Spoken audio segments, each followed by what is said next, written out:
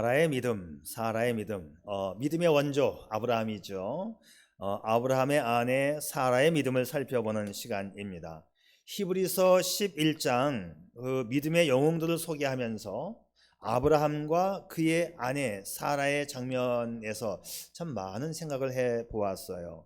히브리서 11장, 이 믿음장이라고 하는 이 부분을 볼 때 부부가 함께 믿음의 영웅으로 소개된 것은 아브라함의 부부가 유일합니다. 부부가 함께 믿음이 좋았고 믿음의 가정을 이루었다는 거죠. 하나님께서 인정하는 부부, 하나님께서 인정하는 가정이었다는 거예요. 그렇기 때문에 우리가 본받고 배울 믿음의 가정이지요. 말씀을 분석해 보면 남편 아브라함의 믿음이 더 좋았고 사라는 남편에게 순종적인 모습으로 시종일관 따라갑니다. 그래서 믿음의 짝이 맞아가요. 대부분의 결정은 믿음 좋은 아브라함이 하고 사라는 순종하며 따라오고 있어요. 여기서도 믿음은 순종의 열매인 것이 확인이 되는데요. 가정의 주도권과 믿음의 결정권은 남편에게 있고 아내는 순종하며 따라가는 것, 이것이 성경적인 믿음인 것을 아브라함의 가정을 통해서 배우게 됩니다. 에베소서에도 보게 되면 가정의 지도력과 결정권은 남편에게 있는 것으로 말씀해주고 있죠. 자, 오늘은 사라에 대해서 살펴보는 시간이니까 이제 사라를 중심으로 말씀을 좀 분석해 보겠습니다. 자, 사라. 이제 우리가 많은 분들이 잘 알고 있는데 여러분, 사라 하면 사라의 특징, 사라 하면 사라의 인간됨, 사라 하면 딱 떠오르는 게 이 사람은 이렇다. 인간됨의 특징, 사라의 특징이 뭘까요? 여러분 뭐가 생각납니까? 사라 하면 사라는 어떻다? 너그럽다. 너그럽다. 좋아요. 너그럽다. 자, 많은 게 있는데 제가 한번 이렇게 정리해 보았습니다. 사라의 특징, 사라의 인간됨. 첫째, 이쁘다. 이거 부인하지 못하죠. 이뻤습니다. 이뻤어요. 미모가 출중한 여인이었다. 그런데 미모와 믿음하고는 또 별개니까. 근데 이쁜 것이 믿음도 좋았어요. 자, 두 번째, 순종적이다. 너그럽다. 우리 장로님, 순종적이다. 너그럽다. 네, 이 부분이 사실 매우 중요합니다. 사라는 남편에게 늘 그냥 그렇게 하지요. 이렇게 나와서 늘 순종적입니다. 자, 이 부분을 빼면 사라의 믿음을 설명할 수 있는 방법이 없어요. 자, 순종. 자, 살펴보면 이렇습니다. 갈대아 우르를 떠나왔잖아요. 그의 가정이. 자, 어느 날 이민을 결정합니다. 물론 아브라함의 결정이었고 사라는 따라 나온 거예요. 자, 이거 쉽지 않습니다. 왜냐하면 당대의 그 유프라테스 강과 티그리스 강이 만나는 갈대아 우르 지역은 문명이 최고조로 발달된 지역이었어요. 그 좋은 땅에 살다가 가장 비옥한, 가장 문명이 발달된 땅에 살다가 자, 어딘지 모르지만 일단 갑시다. 이게 쉬운 일이 아니죠. 이게 쉬운 일이 아닙니다.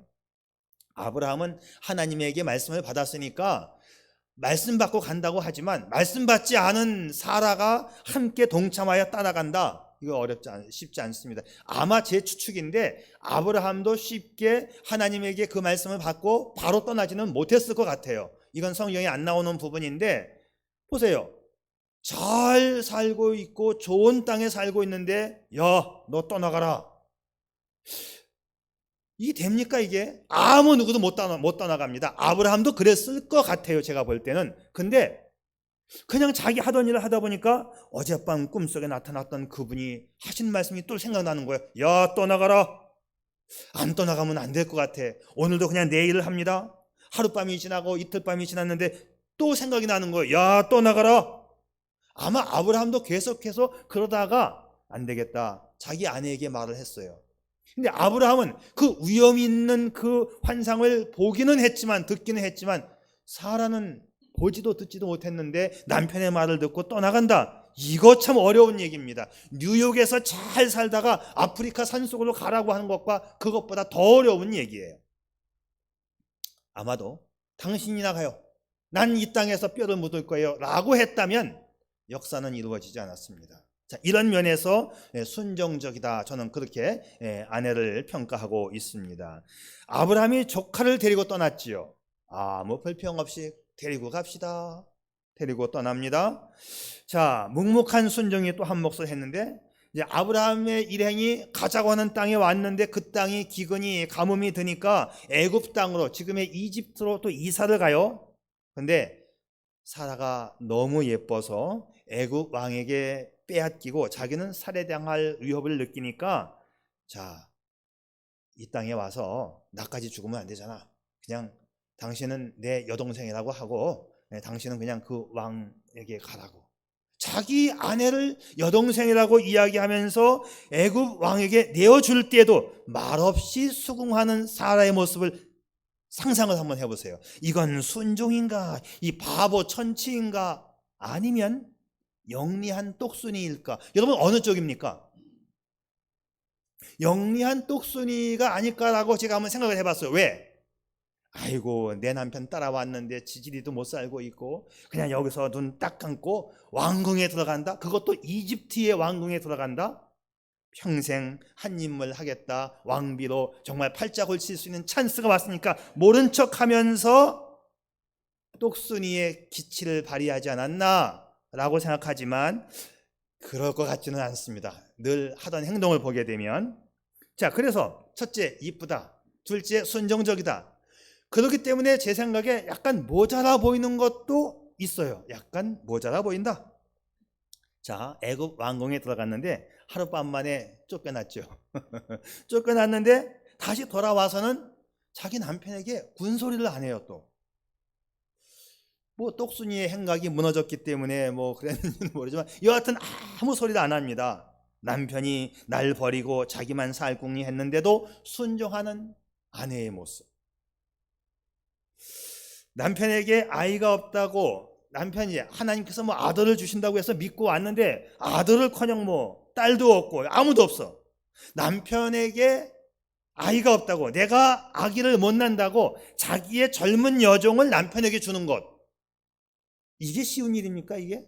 나는 여자가 아니라 모르겠네 진짜. 이게 쉽습니까? 이게? 내가 임신이 안 된다고 내 여종을 남편에게 준다. 순종일까요? 순수함일까요? 어리석은 바보일까요? 이게 사라의 모습이에요. 근데 그럼에도 불구하고 사라를 분석하고 평가하면서 우리가 빼놓을 수 없는 성경적인 진리는 역시 믿음입니다. 사라는 그래도 믿음이 있었다.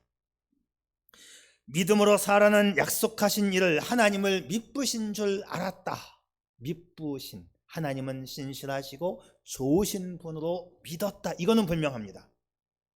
또 하나 마지막에 사라의 특징 가운데 하나가 성경에 이력서가 자세히 기록되어 있다. 성경에 기록되어진 여성들 가운데 출생지와 가족관계와 본인의 나이, 인생 경력, 그리고 죽음과 매장지까지 언급된 여인은 사라가 유일해요.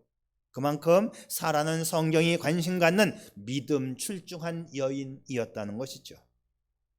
자, 우리는 사라에게 뭐 약간 모자란다, 너무 순박하다, 약간 바보스럽다는 별명을 붙일 수 있어요. 그러나 하나님께서 보시는 것은 그런 모습이 아니고 사라의 믿음 하나만을 보셨어요. 최종적으로 하나님은 과거의 실수, 실패, 범죄 이걸 보기보다는 하나님은 최종적 믿음을 보셨다는 거죠. 자, 오늘은 아브라함의 아내 사라의 믿음이 과연 어떤 믿음이었을까? 자, 오늘도 그것이 알고 싶다. 추적 30분 진행합니다. 자, 첫 번째, 남편에게 순종하는 사라였다. 이걸 빼면 이 설명이 안 돼요. 그래서 남편에게 순종하는 사라. 바보처럼 순종했죠. 부부가 일평생 살다 보면 생각과 견해가 다를 수 있습니다. 그렇지만 부부는 서로 양보도 하고 합의도 하면서 하나의 목표를 향해서 나가는 게 부부입니다. 그래서 부부는 일심동체다, 그런 말을 합니다. 그런데 요즘에는 부부는 일심동체가 아니다, 이런 책도 나와 있고 부부는 일심동체가 아니다라는 말이 힘을 받고 있습니다. 시대가 바뀌었다는 얘기예요. 특히 심리학의 발달과 이 성격 테스트, 성격 검사가 대중화되고 보편화되다 보니까 부부가 이렇게 다른데 어떻게 일심동체가 되느냐, 현대에 와서는 부부는 일심동체가 아니다라는 말이 세상에서는 대세입니다. 그러나 부부는 일심동체이다. 완전히 성경적입니다. 왜? 둘이 한 몸이 되었다고 성경이 말씀하고 있어요. 특별히 믿음의 가정에서는 말씀에 근거한 믿음에 대해서만큼은 항상 일치해야 돼요.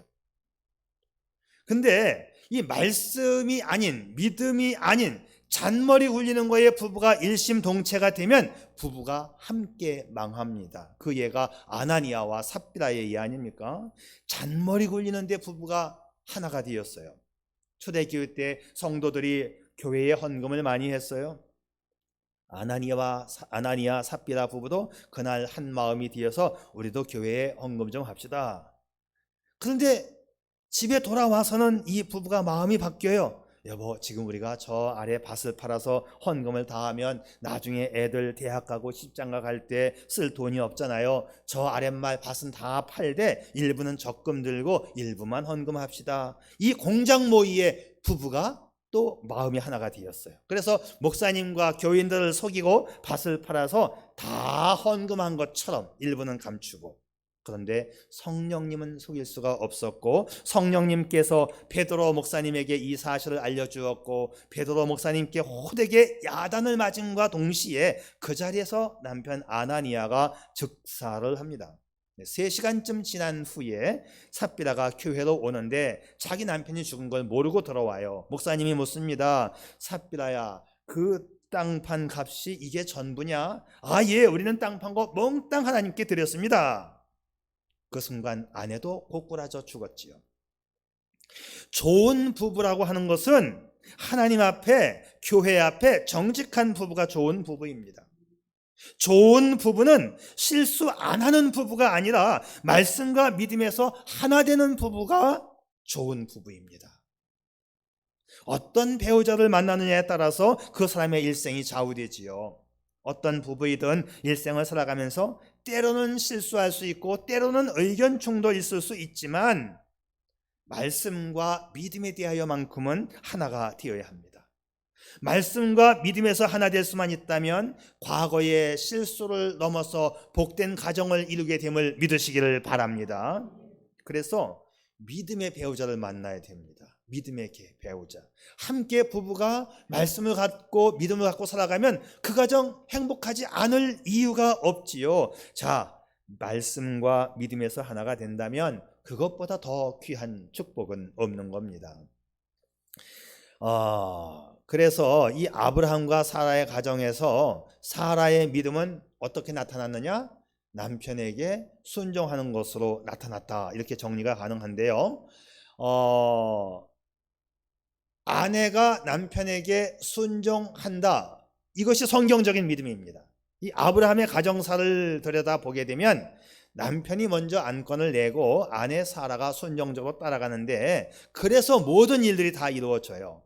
다시 말하면 고향을 떠나갈 때에도 떠나라는 명령은 아브라함이 받았지만 아무 거부 없이 순종하여 함께 떠나지요. 떠나오는 과정에서 아버지와 조카를 데리고 나오는데도 역시 아무런 불평이 없습니다. 조카와 재산을 나눌 때에도 좋은 땅을 다 주었는데도 뭐 그렇게 해요. 우리는 그냥 살다 보면 또 되겠지요. 자, 가나안에 와서 하나님께 예배를 드리는데도 아무런 제재를 안 해요. 자, 제가 왜 이 말씀 드리냐 하면 지금까지 사라는 하나님의 음성을 아직 듣지 못했어요.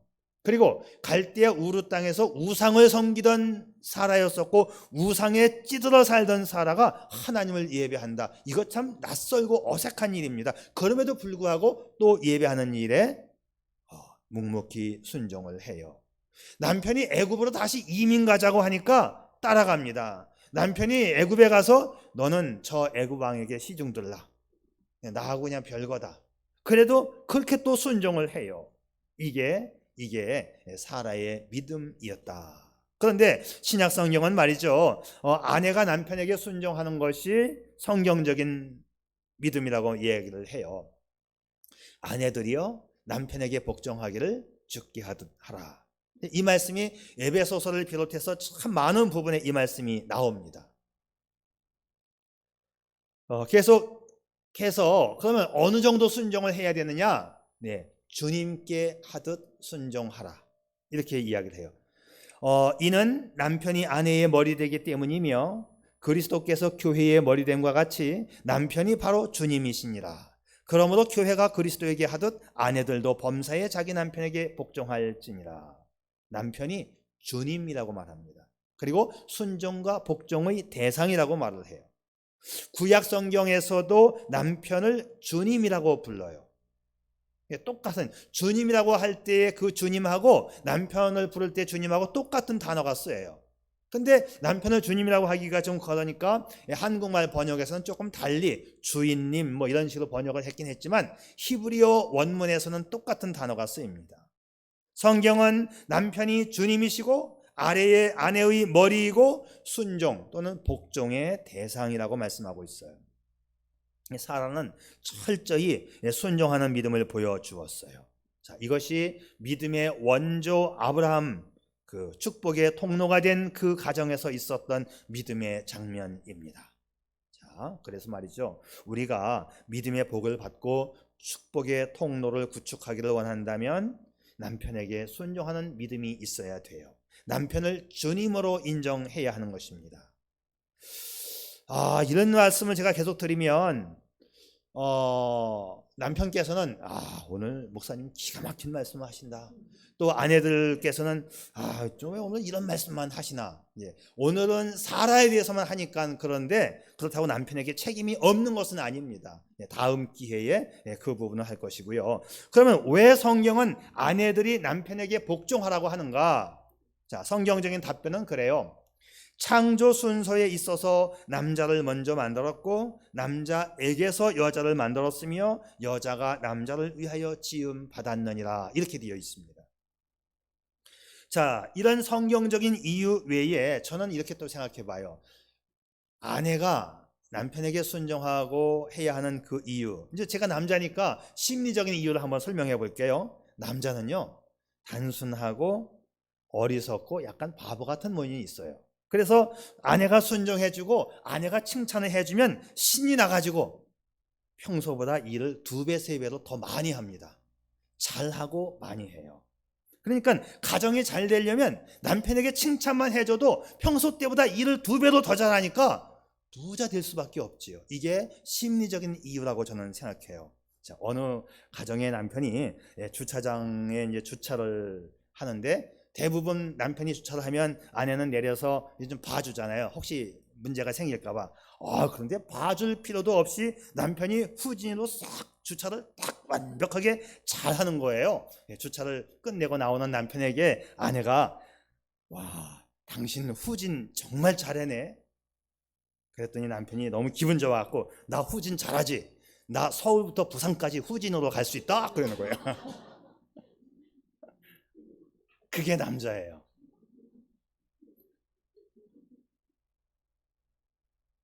연세 드신 할아버지가 어느 날 옷을 갈아입는데 약간 근육이 보이는 거예요. 그러니까는 당신 그 나이에 근육이 있어요? 하니까 할아버지가 기분이 좋아가지고 그 다음부터 숨어서 운동하는 거예요. 아침밥을 먹어야 하는데 할아버지가 없어. 찾아보니까 뒤에 가서 이거 하고 있는 거예요, 할아버지가. 그게 남자예요. 자, 여하튼 사라는 남편에게 지극정성으로 순종을 잘해서 믿음의 가정을 이루는데 적극적인 일조를 했다. 이 부분을 빼면 사라를 설명할 방법이 없습니다. 성경에서 가장 믿음이 좋은 아브라함과 그의 아내 사라가 한 것은 아무것도 없어. 정말 바보 같았습니다. 정말 천치 같았어요. 그럼에도 불구하고 순종했다. 자, 두 번째로 살펴볼 것은 역시 믿음이죠. 하나님을 미쁘신 분으로 믿었다. 자, 11절 믿음으로 사라 자신도 나이가 많아 단산하였으나 잉태할 수 있는 힘을 얻었으니 이는 약속하신 일을 미쁘신 줄 알았습니다. 사라가 나이가 많았다? 자, 이거는 인생의 전성기가 지나갔다는 거지요. 한때 미모를 자랑했던 그녀가 이제는 한물 같습니다. 자, 이 중동 지역의 여인들이 빨리 늙어요. 이 강렬한 햇빛을 많이 보았기 때문에 어렸을 때는 예쁜데 어느 시기가 지나가면 금방 미모가 꺾입니다. 이제 한물 갔어. 자, 왕성했던 사라의 전성 시기가 다 지나가고 사라의 나이가 89세. 근데 아들을 갖지 못합니다. 아니, 아들 난다고, 아들 주신다고 했는데 89세가 될 때까지 아들을 못 낳았어요. 그런데 성경은 그렇게 이야기합니다. 잉태할 수 있는 힘을 얻었다. 여러분, 89세의 나이까지 사라가 일평생 살아오면서 사라의 일평생 소원이 뭐였을까요? 정확히 말하면 아들. 사라의 소원은 아들, 꿈에도 소원은 그 아들. 그게 일평생의 일평생. 사라는 늙었기 때문에 아들을 못 낳는 게 아니고 젊을 때부터 불임이었어요. 근데 거기다가 이제 노인이 되어가지고 의학적으로도 생산이 다 끝난 상태입니다. 자, 성경 창세기에 보면 그렇게 되어 있죠. 아브라함과 사라는 나이가 많아 늙었고 사라에게는 생리가 끊어진지라. 이게 끝났어. 이렇게 되어 있어요. 남존여비 시대의 다산자가 축복인데 아들은커녕 눈먼 딸 자식 하나 낳지 못하니 일생에서 큰 소리 한번 쳐보지 못하고 숨 죽여 산 여인이 사라입니다. 근데 남편은 이제 99세가 되었고 자기는 89세가 되었을 때 하나님이 찾아오셔서 말씀하십니다. 13년간 잠수타신 하나님이 갑자기 나타나셔서 하시는 말씀, 내년 이맘때에 사라에게 아들이 있으리라. 사라가 장막문 뒤에서 듣고 속으로 웃었더라. 자, 이 이야기를 아브라함과 사라가 둘 다 같이 들었어요. 아브라함은 직접 들었고 사라는 문간 뒤에 숨어서 들었어요. 옛날에는 문이 아니고 이제 텐트니까 장막문 뒤에서 들었다. 내년 이맘때에 사라에게 아들이 있을 거다.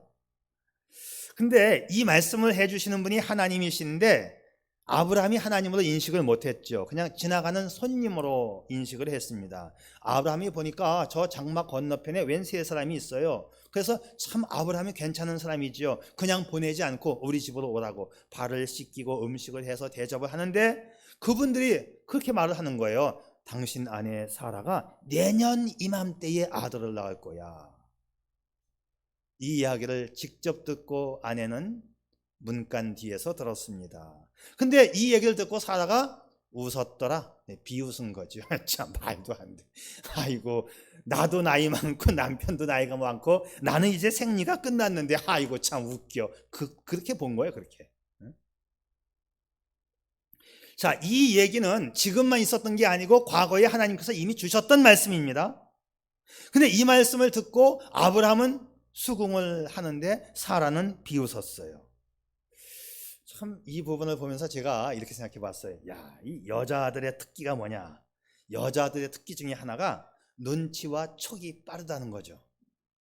남편이 대접하고 있는 이 손님들이 예상치 않은 손님인 것 같았어요. 그러니까 무슨 말을 하는지 숨어서 엿듣다가 이 말을 들은 겁니다.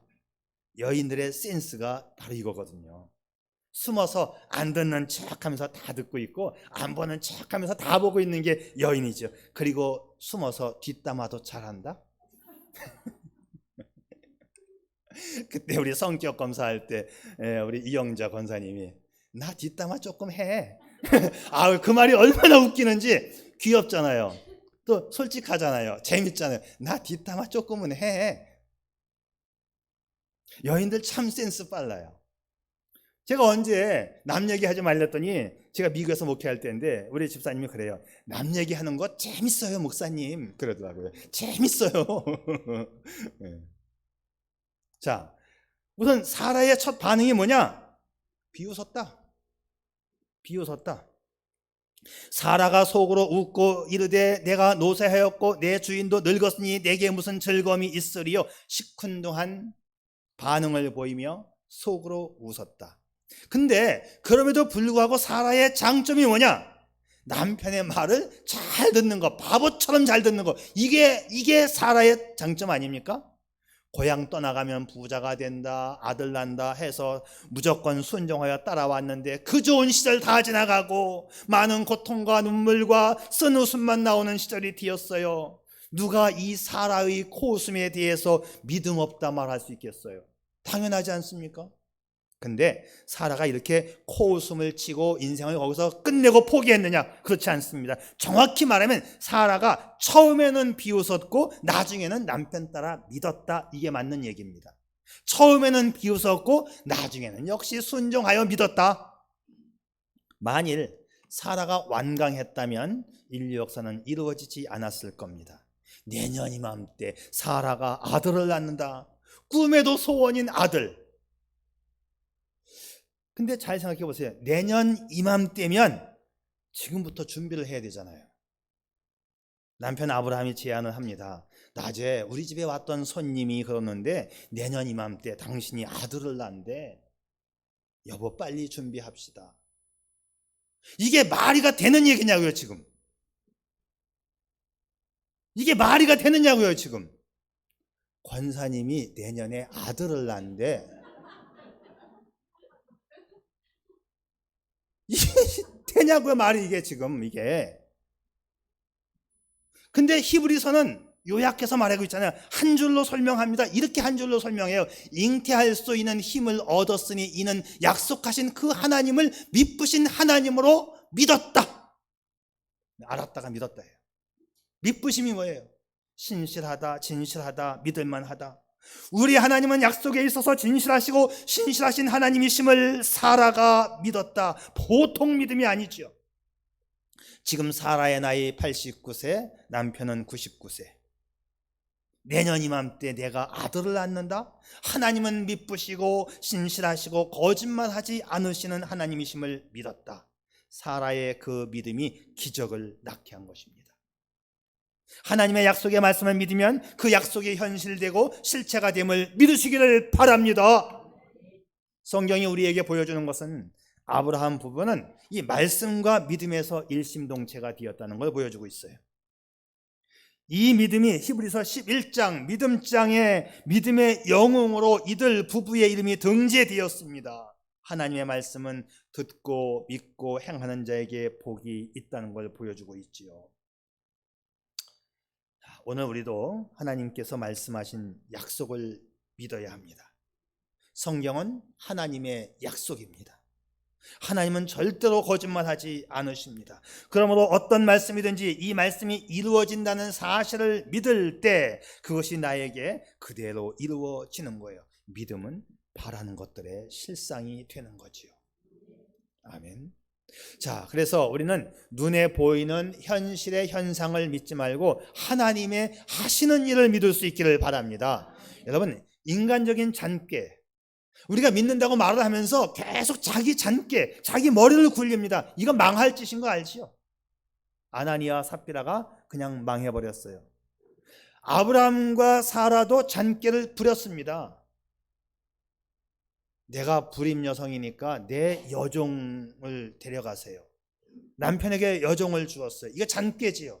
그 잔꾀를 통해서 평생의 근심거리인 이스마엘이 탄생합니다. 사라는 약속의 말씀을 믿었습니다. 그래서 오늘 말씀에 또 이렇게 되어 있네요. 하늘의 허다한 별과 또 해변의 무수한 모래와 같이 너에게 자손을 주겠노라. 마침내 하나님의 약속을 믿어 많은 후손을 얻게 되어 사라는 만국의 어머니가 되었지요. 여러분, 아브라함도 처음부터 믿음이 좋은 사람은 아니었지만 사라도 똑같았어요. 하지만 끝내 사라는 믿고 순종했죠. 89세의 나이에 내년에 아들을 낳을 것을 믿었다.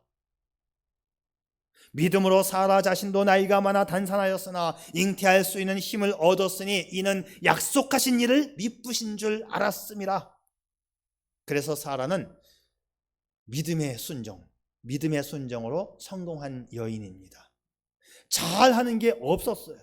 바보, 천치, 순둥이. 그런데 남편에게 순종하는 그 믿음으로 인생 성공했다. 이렇게밖에는 결론이 내릴 수가 없어요.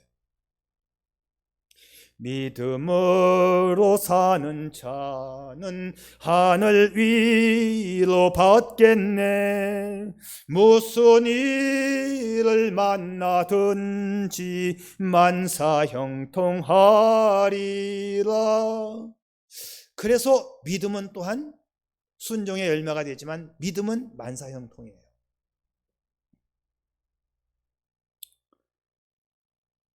믿음은 인간의 한계를 뛰어넘어 하나님의 은혜를 불러들이는 통로가 되는 것입니다. 믿음은 우리의 육안과 시만과 이 영안을 활용하여 하나님의 세계를 바라보게 하는 것이지요. 믿음은 바라는 것들의 실상, 보이지 않는 것들의 증거가 됩니다. 믿음의 영웅들은 그것들을 영안으로 바라보았고 약속의 말씀들을 바라보며 믿었고 얻게 되었고, 그래서 또한 믿음은 불가능이 없다는 것이에요. 여러분, 믿음으로 살 수 있기를 바랍니다. 믿음으로 사는 자는 하늘 위로 받겠네. 무슨 일을 만나든지 만사형통하리라. 무슨 일을 만나든지 만사형통하리라. 이게 오늘의 결론이에요. 그래서 오늘도 또 노래 한번 부르고 끝나야 되지 않겠어요? 네, 가사가 더 많아졌어요. 이제 가면 갈수록 점점 많아지는데, 네, 우리 다 같이 믿음이 약간 요 이제 좀 감정을 좀 간드러지게 약간 콧소리까지 넣어가지고, 네, 믿음이 뭐냐고 이렇게 이제 감정을 넣어 해보겠습니다. 자, 다 같이 시작. 믿음이 뭐냐고 물으신다면 은혜의 통로라고 말하겠어요. 믿음이 뭐냐고 물으신다면 순종의 열매라고 말하겠어요. 믿음이 뭐냐고 물으신다면 만사형통이라고 말하겠어요. 믿음이 뭐냐고 물으신다면 기적의 씨앗이라고 말하겠어요. 네, 기도합니다.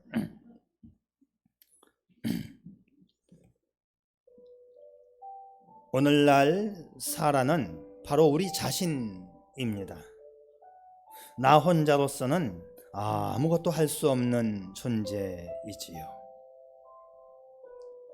혹 머리 써서 한다는 것이 여종을 통해서 아들을 낳는 우매한 실수를 범하여 후회의 늪에 빠지고 평생 통한의 눈물을 흘려야 하는 인생이 곧 우리의 모습 아닌가요?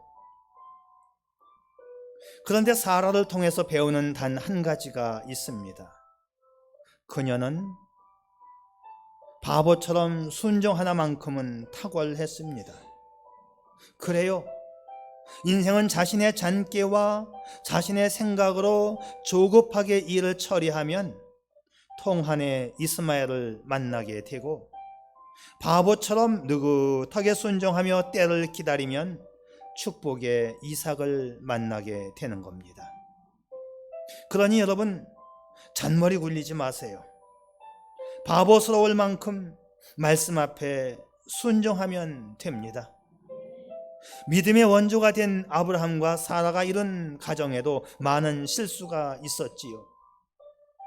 그런데 하나님은 최종적으로 그들의 믿음만을 보셨습니다. 과거의 실수? 괜찮아요. 실수 없는 것이 사람입니까? 다시 말씀 앞에 믿음으로 순종해서 당신에게 주시기로 약속한 그 약속의 복을 받는 당신과 당신의 가정이기를 축복합니다. 아멘. 아버지 하나님, 오늘도 주의 전에 오게 하시고 예배하게 하시고 말씀 받게 하여 주심에 감사합니다. 이 모든 것이 하나님의 은혜로 진행되었습니다. 아버지 하나님, 받은 말씀 가슴에 새기게 도와주시고 말씀 앞에 순종, 남편에게 순종하여 아름다운 가정, 복된 가정을 만들어갈 수 있게 해 주시옵소서. 예수님의 이름으로 기도드립니다. 아멘.